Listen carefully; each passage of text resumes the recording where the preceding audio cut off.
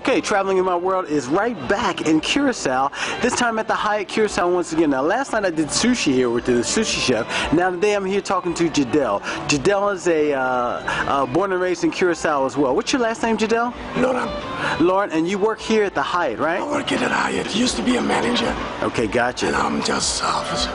You're well, you're just an officer for some interesting reasons now. In fact, Jadel's story is he began having these heart attacks at the age of 22. He didn't quite realize what was going on, but he had all these heart issues. He kind of ignored them. All of a sudden in 2010, he got to work one day and kind of passed out. A year later, fast forward to 2011, he had a major heart attack. Now, the heart attack was so fierce that they had to lift him by helicopter over to Colombia, correct? Correct. Okay, so in 2000, so you had the first surgery then, you came back to Curacao, and there were some problems, you had some complications, and you had to go back, and that's when they put a defibrillator in, correct? Correct. Okay, and even with the defibrillator, he still was having problems, all these many heart attacks, but now at that point, your heart was operating at 15%, and then it had gone all the way down to like about 11%, correct? Correct. So now you're operating at about 25%, correct? Your heart, but you still have the defibrillator in, okay? Still have the defibrillator. Now, why I thought this was an interesting story to tell here is because Jadel was telling me, when he told me the story yesterday, he told me how in the process and leading up to all those heart attacks and all his life, how he had all these anger and frustration toward other people, family members, siblings, his brother in particular, and other people, you know, issues going on at work, and just really had an impact on him. But the heart attacks changed all that. Tell us how that changed you, Jadel. Well, it changed me as a person, to be a better person in life. Start thinking about material things, thinking about money, being angry about everyone, just because they say my last name wrong. So, I was living a life very, you can almost say frustrated, because I was angry all the time. I had a big issue with my brother. I didn't speak for my brother for 1.5 years, around that corner. So, all that anger and frustration trapped up inside.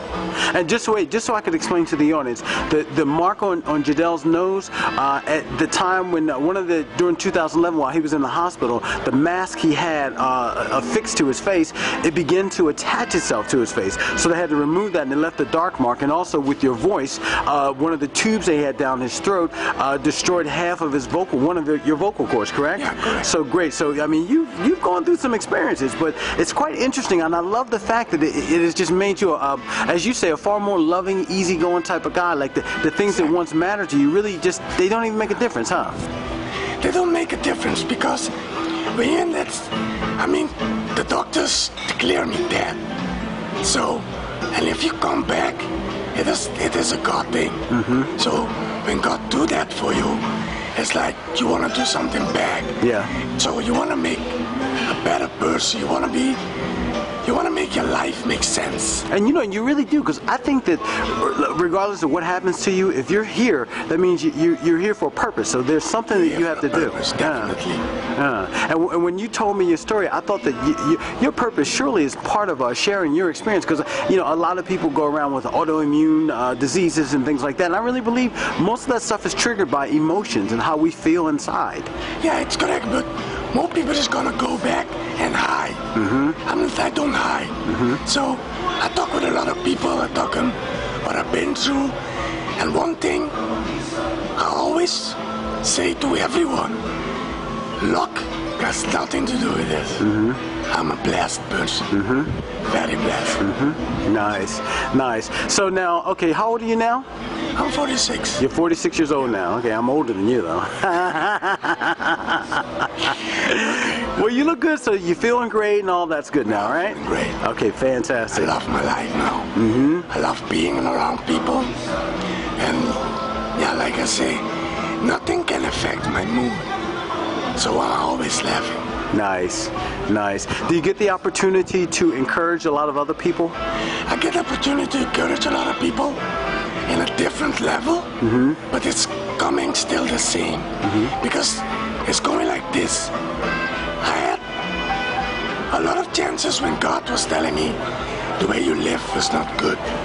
That's why I'm feeling those heart attacks. And I've been on for 22 years. If I listen from the first time and start changing things, stop being mad at people, stop being making issues about things, it wouldn't go a different way. So, in life, in fact, I did need this big heart attack to make me realize I was totally wrong. Yeah. You know what that reminds me of? There was a time when I was growing up, I think back in the 90s, when everyone used to go around saying, it's all good, it's all good. That was like a fashionable thing. But it really is. I mean, if you really see the divine plan, everything that happens to us is supposed to be for our good. It is for a reason. I don't believe in coincidence. I believe that everything happened for a reason.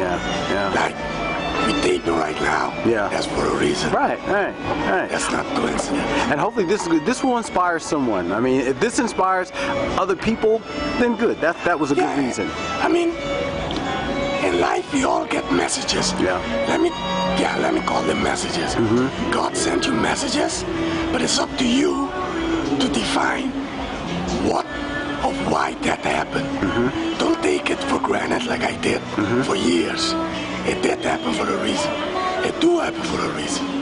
Yeah. Well, Jadel, I'm really grateful that you took time out of your busy day here at the Hyatt Curacao to speak with me. I really appreciate that. Okay. And I wish you the best, man. See, you seem like you're off and running now. You seem like a happy, easygoing guy. So I love it. So congratulations to you. Once you're in peace with yourself, you're in peace with everyone. And if you're in peace with the world, you're happy, man. Don't need materials, don't need those things. That's right. Well, listen, traveling in my world, Michael Andre Adams, signing off here with you, Jadel, here at the Hyatt Curacao on the lovely, wonderful island of Curacao. Thank you so much again, okay? You're welcome.